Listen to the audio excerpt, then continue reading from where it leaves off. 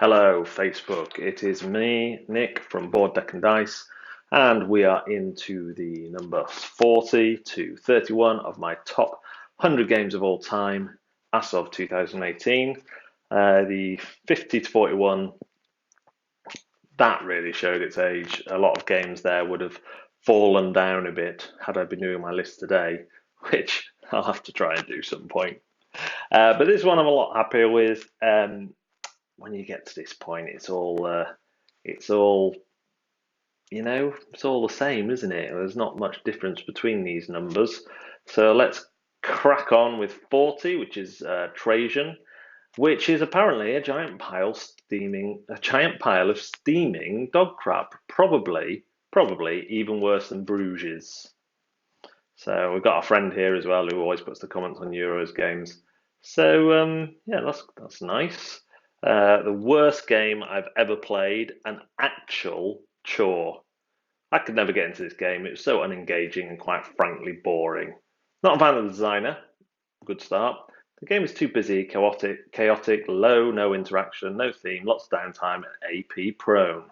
Don't like the man Carl or Rondell. Cannot get those 3 hours back and will not play again. Yuck, yuck, yuck, yuck, yuck. Or perhaps it's yuck, yuck, yuck, yuck, yuck, yuck.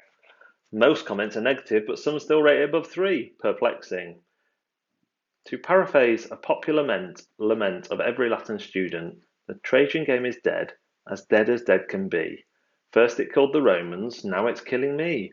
All are dead who spoke, all are dead who heard it, all are dead who learned, lucky dead they've earned it.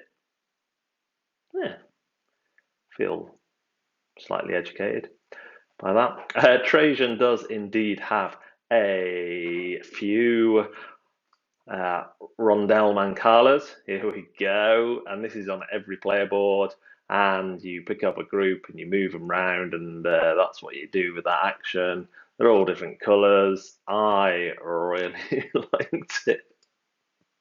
I thought there was quite a lot of player interaction in terms of racing for spaces. It's that kind of interaction, though, like taking spaces so that other people can't, and that sort of thing. But then I do have a Feldian soft spot. I don't mind dry themes or no themes. So my number 40 is Trajan and Proud. Number 39 is Nusfjord, which is Uwe Rosenberg. How can this be released by an accomplished author and an experienced company in 2017? It's unbelievably bland and repetitive, and even if you like this style of play, despite a million other games doing the same but better, the game disappoints in so many ways. The dozen available cards are designed lazily. Buildings are just cards with text, nothing else. Gives me a feeling this is still a prototype. The only accomplishment of this game is solidifying the clique, spelt wrong, of dry Euro games. I mean, that was well written, wasn't it? Apart from the slight error at the end there. Can't really argue. Except I like it again. This for me is perhaps a little bit of a lighter Juve game, certainly compared to a Feast for Odin, Caverna, Agricola, and probably more game for me than what's the other one he did? Raycolt. Raycolt I could take or leave, whereas this one I am keeping. And you have the typical kind of worker placement where you're fighting over the spaces, but you're also trying to fish and feed the elders, get a seat at the table with the elders. And then you've got your own little building thing. I mean, why there's a problem with those being cards when they have all the information you need on, I don't know. And you kind of forest from Glass Road and that. And I really like this where you can buy the bigger boats that get you further down the fishing track. Yeah, really like Nusfjord for a worker placement game that is not going to take as long as Caverna and Agricola. 20 to 100 minutes, in fact. Well, that's a wide range. So let's go on to 38, which is a Feast for Odin. Little Juve point here. €100 victim. Not sure what that means. I buy this game on 2016 Essenspiel. When I follow the map, I only found English editions sold out. and the stuff told me to go to Asmodee to buy this game. I do it and buy the game by €100. When the second day I go to the mess and heard they have a €60 English edition. Why and what the hell is my first reaction? Why and what the hell indeed. I didn't get any receipt and I opened the game on first night. I have no chance to fix this. Trouble! And I need to go back to my country on Spiel second day. Sign. The rate of the game should not contain only the game but also the publisher. That's why I give 1. Best game and best designer 10 out of 10. Worst publisher and experience 1 out of 10. Well done, Asmodee. I will never buy your game ever. Asmodee are just a distributor, so this is a common error here. So Asmodee were obviously distributing the game, so they had some sell. So this complaint is really about the experience, not the game. Already played with some friends. Maybe I'm a bad Viking, but there was no fun after all. So that is Feast for Odin, which is the heaviest game to contain polyonos. Look at this. Iceland completely filled. Give you satisfaction that. Really like this. Really like the kind of Tetrisy game there. The kind of typical thing of covering stuff up to have to feed less. I love the way the feeding was done in this game with the shapes, and the shapes are used in multiple different ways. It is a bit of a beast, but it does have some generous things like you can use coins. Quite a lot to remember. But this one will probably see Caverna go out of my collection this year, I imagine, because if I was going to sit down to play one of them, I would always choose Feast for Odin. So yeah, there we go. Feast for Odin number 38. Number 37 is Carson City Big Box. See what people say. Carson City Big Box is everything Carson City has to offer. Sounds good so far. The extra wooden tokens are superfluous. Well done. I'm pleased with myself there.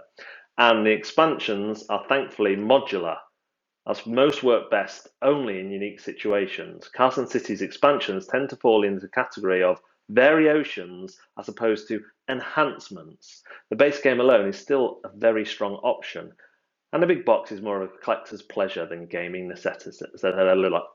I can say superfluous, but I can't say necessity. Concerning Carson City is primarily focused on building up Carson City to make money, then finding ways to convert that money to points. All of this is done through various types of worker placement. Most choices have a good amount of control, fitting for an efficiency game of this style. But there is an ever-approaching threat of duels. Activating workers in the order of action track makes for an immediately puzzle-like string of events for players to logistically work there. I've got a bit bored here. Yeah, he doesn't like it. I like it a lot. The worker placement that he's talking about, let's see if I can find a picture here, where it kind of works down a track is really interesting. You don't realise some of the kind of intricacies of that until you start playing, because as was mentioned there, when someone places on a space, that's not necessarily safe for them. There's a couple of spaces where you can't have duels, but a lot of the spaces you can do duels. And so what happens is a player might come and challenge you on that space, and you'll have to have a duel with them to see who wins. Now, because of the way duels work, a player who wins a duel early in the game is going to become weaker and weaker because their players are spent up, and the things that they use for strength are spent up. So it ends up working out. This puzzle is really satisfying to work out. Alongside that, you're choosing unique characters each round to kind of give you extra bonus actions, and it just played super well. One of the things I really like that is one of the options that I haven't tried yet is you get a notepad in the game with variable player starts. So you'll get $50 and they assign values to the starting materials that you could have, and you can buy those. And I'd love to see that in other games, because it just seems like a really simple but good way of getting variable starting player powers. So Carson City Big Box is my number 37, and here comes 36. It's Roll for the Galaxy. After one play, nope, not as good as, I assume he's going to talk about Race for the Galaxy there. Firstly, I must say it's an impressive reimagining of Roll Race for the Galaxy, a testament to the designer skills of those involved, but I'm still going to give it a 1. The result is actually better than many DICE versions of games are. maybe even on a higher level than the line of FFG's another reimaginings of Arkham Horror. It just fails to deliver exactly the thing I play Race for the Galaxy for. I just confused me by lowercasing there. Instead, this is replaced by the kind of things that make me run away from Euro games. Summary: it's safer. Oh, there you go. I hate this game. There's nothing more painful than trying to explain or remember how this damn game works. Every time you play it, it's like you're learning again for the first time, and the first playthrough is always the worst, which makes this game the worst. Which makes this game the worst for eternity. Well, can't argue with that logic, can you? Yeah. Roll for the Galaxy is, of course, a version of Race for the Galaxy. You get these lovely dice in the game and you are rolling them and assigning certain actions. However, you can only lead one action, and if other players don't lead, if no one else leads an action, so here, by lead, I mean you assign a dice to the top row. You can only assign one dice to the top row in most situations. If other players don't assign dice to this row, explore, and this row, settle, then this player will not get to use those dice. And that's a clever system of looking at the board, looking at the other players, thinking, well, they'll surely take the explore action. So even though I've got a lot of explore dice, I should do something else that I really want to do. And that just is a fascinating concept. It works well in Race for the Galaxy. It works well here in Roll for the Galaxy. I prefer this one because I like big piles of dice, and I cannot lie. Number 35 is the classic Castles of Burgundy, the true nadir of Euro design. Do you like to slowly and painfully count to 200 in very small increments by yourself beside others? By yourself beside others? Oh, here he is, our friend again, just rating stuff. Cobb looks as bland and flat as it plays. Really tried to understand why the explaining game wanted to play this. Score C's together, yay! Score sheep together, yay! Score any combination together, yay! I hate point salad games in general, and Stefan Felt games in particular. And this is one example why, because you don't know how to spell his name. Roll dice, play cards by applying impossible to remember iconography, and when you do, count most sheep, most pastures, most lakes, and be done with it. I don't understand what anybody sees in this crap. We'll actively avoid having to play this. All felt games feel like a wasted hour of my life, and I don't like that at all. Okay. I've seen this one a couple of times as well. SMJJ loves this game, therefore I hate it. Smiley face, sticky out tongue. So there's perhaps another little what do you call it? Conspiracy going on there. Yes, Castles of Burgundy has awful components, although they look quite nice when you do that. But the game is just lovely. You roll 2 dice on your go, and then you'll use both those dice to take actions like building tiles onto your map. Those tiles can give you certain powers, like the castles themselves give you 1 extra turn to do whatever you want. The silverling mines give you silverling at the end of a round, which you can use to purchase some exclusive tiles. It all just works, and considering all the bits that were going on it, I found it an easy explain, an easy teach, and I'm really loving the app implementation that is currently available on my tablet. So Castles of Burgundy, Castles of Burgundy is my number 35. Number 34 is Haspelknecht. Haspelknecht. Played at Essen, did not live up to explanations. The rules need tweaking to make this a better game. The limit of taking 5 resources during a drafting phase makes 0 thematical sense and hurts the gameplay. Heard great things about this game, but I find it extremely boring and slow. There's just no tension at all. Nothing does happen in this game. There's not even any player interaction except for taking discs in player order. I have no idea what people see in this game. There's just nothing inside but boredom. Haspelknecht is part of the Cole trilogy, which we may never see a reprint of the 3rd game in the Cole trilogy. And what I like here is you start and you're kind of bored here, and you're slowly mining down, removing these wooden supports to get further down into the mine. So there's always an ongoing sense of progression, which really drives the gameplay forwards. And you're unlocking more of these levels of kind of placement areas where you can go and get rewards from. And I, I just find it really compelling the way it plays, the run through. The rule books aren't the best in these games, I have to admit, but I love the sense of progression that comes from this one. And how different it is from the Row, the next one in the Cole trilogy. Number 33, one of my favourite worker placement games is Automania. Can't see the hype, a lot of luck involved, the board is too busy, and playing the game is exhausting and not satisfying. It's fine. It doesn't feel all that unique, though I appreciate a new theme. On that note, though, I feel like the artwork take me out of the theme. It looks like a kid's game, behaves like a 90-minute medium weight Euro, but really is no meatier than most family games. The balance between money and points was a bit too seesaw for me. I like the building of the cars, but the crisscross boards didn't really make sense thematically or otherwise. I see what it's trying to do though, I just don't care for it. At any rate, I'm not asked to play this game again, but it's inoffensive and even somewhat pleasant, if it's too long for its shallow decision space. Well, there's still fours though. Automania is a fantastic game for me. You are doing worker placement across a grid.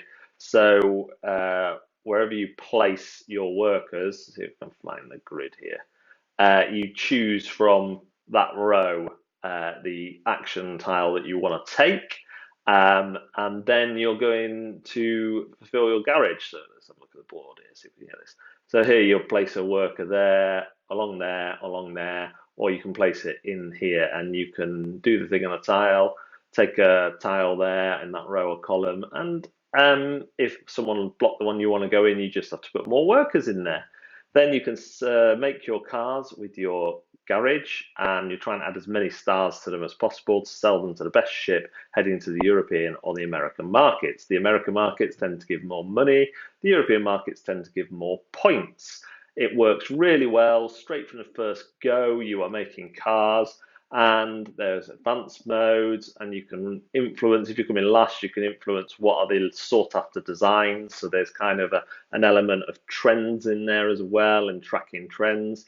Works super well, doesn't take long to play. 60 to 90 minutes is bang on, and just a really great worker placement game. My number 32 is Welcome to Centerville. 2 to 3 hours of Luckfest, no thanks. 40 to 80 minutes, 2 to 3. I mean, that's longer than the actual time suggested here. Plays as bad as it looks. It does. Some of the design decisions are weird, but this is a GMT game. I mean, I've never seen anything like this from GMT. You are kind of rolling dice, Yahtzee style, to achieve things on a board. You want to get yourself up in the green belt, get some flats near the water. You want to get positions on the council that let you influence things in certain ways, and all the time you're building up in the different areas of Centerville.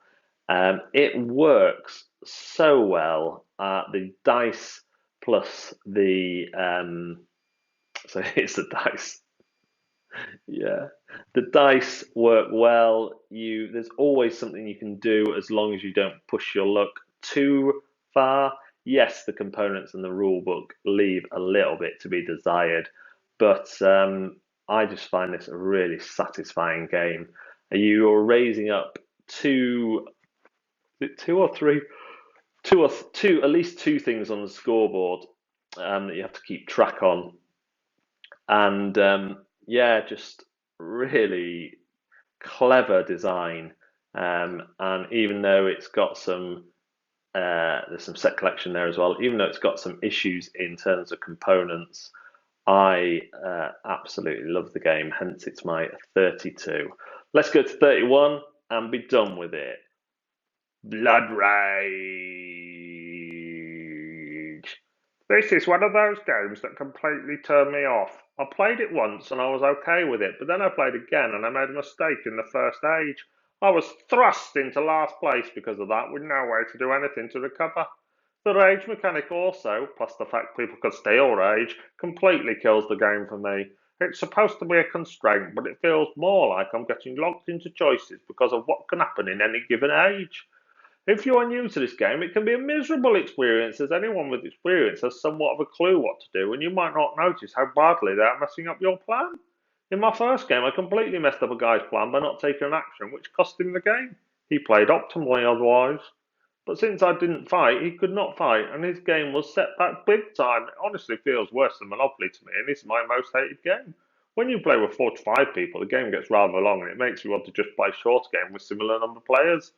I would much rather play games like Bunny Kingdom, Ethnos, or Seven Wonders, which are similar. Worst game ever. I am not interested in this type of experience via the board game medium. I do not consider this a board game. Good. Blood Rage is a drafting Viking-y fighting game where you'll be drafting cards over the various ages to try and take control of areas of the map whilst upgrading your army for the battles that happen. It is super slick, super smooth. It plays really well. It may be my favourite CMON game.